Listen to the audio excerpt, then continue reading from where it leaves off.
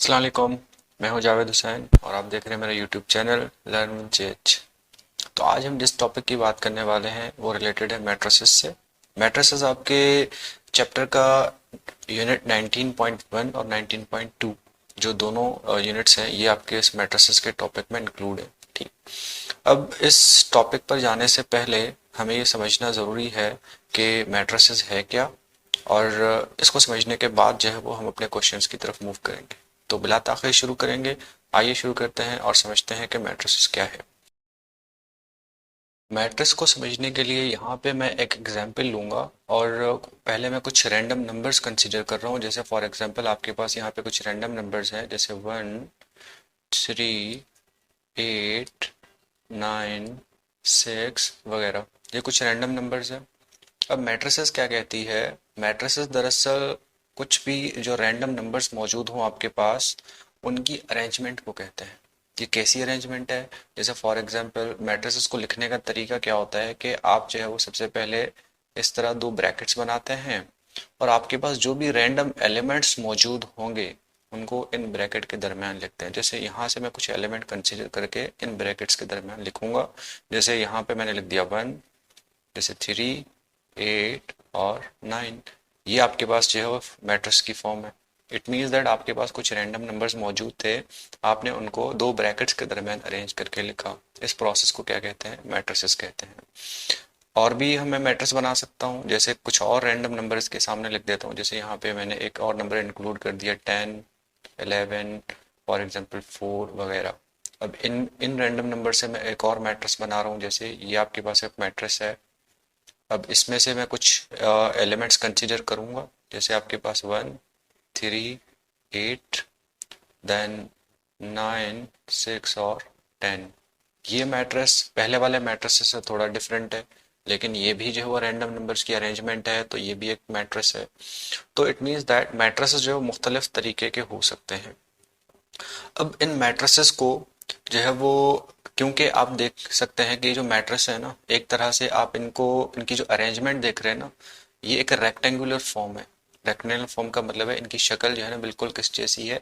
Rectangle जैसी है। Rectangle ऐसा बना हुआ होता है, तो इस अरेंजमेंट की शक्ल है बिल्कुल रेक्टेंगल जैसी। इस वजह से मैट्रिसेस को एक तरह से ऐसे भी डिफाइन किया जाता है कि मैट्रिसेस जो है वो दरअसल क्या है? एक तरह का रेक्टेंगुलर अरेंजमेंट है। Rectangular arrangement.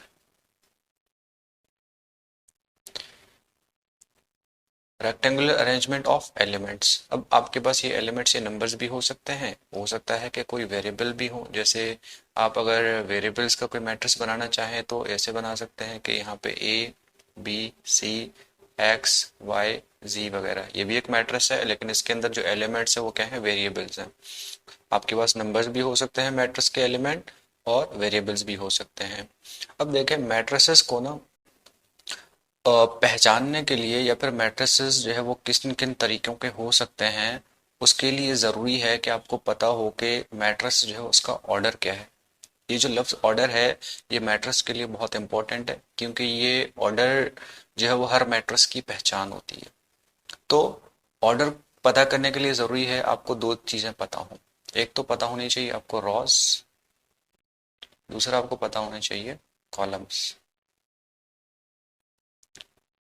रॉस और कॉलम, किसी भी मैट्रिक्स के रॉ और कॉलम क्या होते हैं? जैसे ये मैट्रिक्स है, इसमें कुछ एलिमेंट इस तरह लिखे हुए हैं, जैसे 1 और 3, 8 और 9, और कुछ एलिमेंट जो है वो इस तरह लिखे हुए हैं। तो ये वाली जो अरेंजमेंट है ना, ये वाली अरेंजमेंट जैसे 1 और 3, 8 और 9 वाली अरेंजमेंट है, इसको कहते हैं हम रॉस। इसका मतलब है कि आपके पास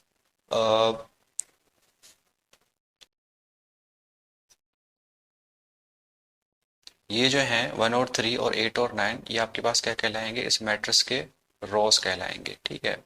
और रॉस को एक सिंबल असाइन किया गया है एन। आमतौर पे जो रॉस हैं उनको एक सिंबल से रिप्रेजेंट किया जाता है, और वो सिंबल आपके पास क्या है? एन। इसी तरह ये 1 और 8 और 3 और 9, ये वाली जो अरेंजमेंट है इसको कहा जाता है कॉलम्स। क्या कहते हैं? कॉलम्स। और कॉलम्स के लिए भी एक सिंबल जो है वो असाइन किया गया है, वो आपके पास कहलाता है एम। इसका मतलब ये है कि हर मैट्रिक्स के मुख्तलिफ रॉज हो सकते हैं और मुख्तलिफ कॉलम्स हो सकती हैं। जैसे ये पहला मैट्रिक्स है, इसके रॉ भी दो हैं और कॉलम भी कितने हैं, टोटल दो हैं। इसी तरह अगर नीचे वाले मैट्रिक्स की बात करें तो इसमें रॉ कितने हैं, आपके पास तीन हैं और इसमें कॉलम आपके पास कितने हैं, दो हैं।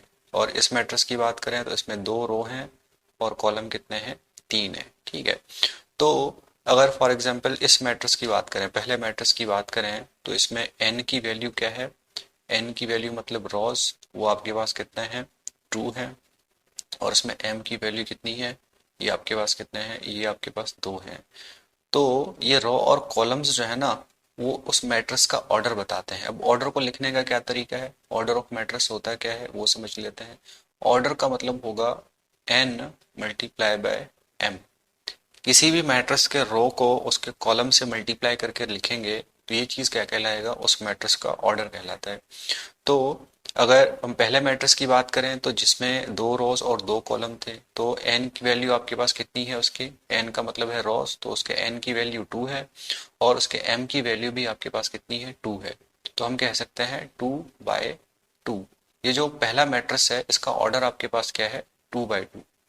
अच्छा, इन टू मल्टीप्लाई बाय टू को टू टू जो फोर करके नहीं लिखेंगे, बल्कि इनको ऐसे ही रहने देंगे, क्योंकि ये यही जो है वो मैट्रिक्स का ऑर्डर होता है। इसको कैसे पढ़ा जाता है कि टू बाई टू, हम कहेंगे पहला जो मैट्रिक्स है इसका ऑर्डर टू बाई टू का है। इसी तरह अगर दूसरे मैट्रिक्स की बात करें तो दूसरे मैट्रिक्स, ये पहले मैट्रिक्स का ऑर्डर था। अगर सेकंड मैट्रिक्स की बात करें तो सेकंड मैट्रिक्स का जो ऑर्डर है वो क्या होगा आपके पास, वो होगा कि अब सबसे पहले देखेंगे इसमें कितने रोज हैं, तीन रो हैं और कॉलम कितने हैं, दो। तो हमेशा रोज को पहले और कॉलम्स को बाद में लिखा जाता है। तो इसका सेकंड मैट्रिक्स का ऑर्डर होगा थ्री बाय टू, पहले रोज और बाद में कॉलम्स लिखे जाते हैं। इसका मतलब है तीन रो और दो कॉलम है। अच्छा, तीसरे मैट्रिक्स की बात करें तो तीसरे मैट्रिक्स में देखेंगे आपके पास जो है वो इसका ऑर्डर क्या है, आपके पास वन टू थ्री, इसमें कॉलम है और रो कितने हैं, दो। तो दो रो हैं तो it means that two rows को पहले बाय थ्री और कॉलम्स को बाद में। तो जो तीसरा मैट्रिक्स है ये आपके पास टू बाय थ्री ऑर्डर का जो है एक मैट्रिक्स है। अब इसी ऑर्डर से रिलेटेड हमारे पास हमारा क्वेश्चन है एक्सरसाइज 19.1 का। अब 19.1 में इसका क्वेश्चन नंबर टू है, जिसमें आपको डिफरेंट जो है वो क्वेश्चंस दिए गए हैं, डिफरेंट मैट्रिसेस दिए गए हैं और आपसे पूछा है कि आप इनका ऑर्डर सजेस्ट करें, इनका ऑर्डर क्या होगा। अब होपफुली आपको ऑर्डर समझ में आ गया होगा। आप चाहें तो वीडियो को पॉज करके आप क्वेश्चन नंबर टू खुद भी कर सकते हैं और उसमें मैट्रिसेस के ऑर्डर बता सकते हैं। तो आप कीजिए।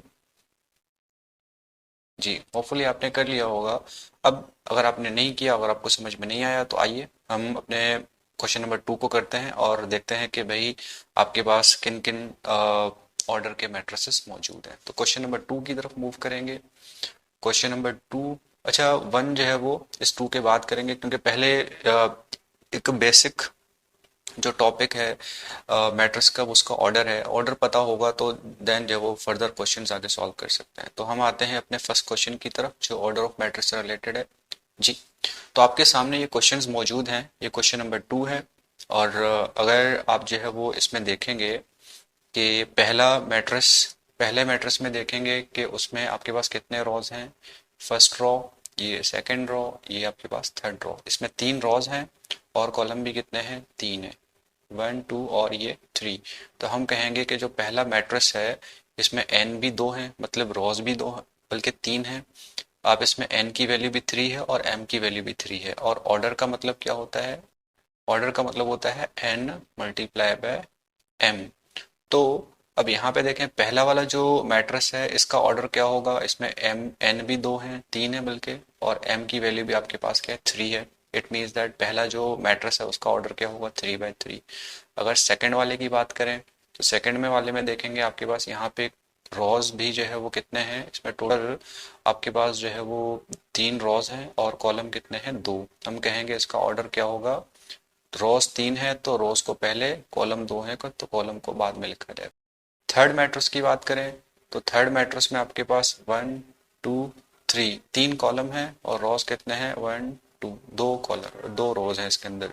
तो थर्ड मैट्रिक्स के अगर आप ऑर्डर की बात करेंगे तो इसमें 2 रो और 3 कॉलम है, तो इसका ऑर्डर क्या होगा? 2/3 होगा। अच्छा, फोर्थ मैट्रिक्स की बात करें तो फोर्थ मैट्रिक्स में देखेंगे इसमें रॉस कितने हैं? ये first row, second row, third row. इन मैट्रिसेस की खसूसियत क्या है कि इनके पास इनके जो रोज है ना, इसके अंदर एक एक एलिमेंट है, तो कुल मिला के 3 रोज हैं और कॉलम इसका एक ही है, तो बोलेंगे आप इसका इस फोर्थ मैट्रिक्स का ऑर्डर जो है वो क्या होगा?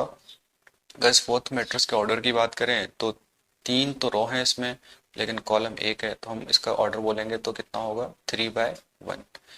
देन लास्ट थोड़ा सा इंटरेस्टिंग क्वेश्चन है। लास्ट में सिर्फ देखें, आपके पास एक ही एलिमेंट मैट्रिक्स के अंदर लिखा हुआ है 0। और अब 0 मतलब एक ही एलिमेंट अगर मैट्रिक्स के अंदर हो तो उसका ऑर्डर क्या होगा? अब देखें इसमें आपके पास अगर इसे मैट्रिक्स की बात करेंगे तो इसमें एक ही रो है, और अगर यहाँ से देखेंगे तो कॉलम भी एक है, तो हम कहेंगे इसका ऑर्डर क्या होगा? इसका ऑर्डर होगा आपके पास 1 रो, मतलब एक रो है और कॉलम भी एक है, तो 1/1।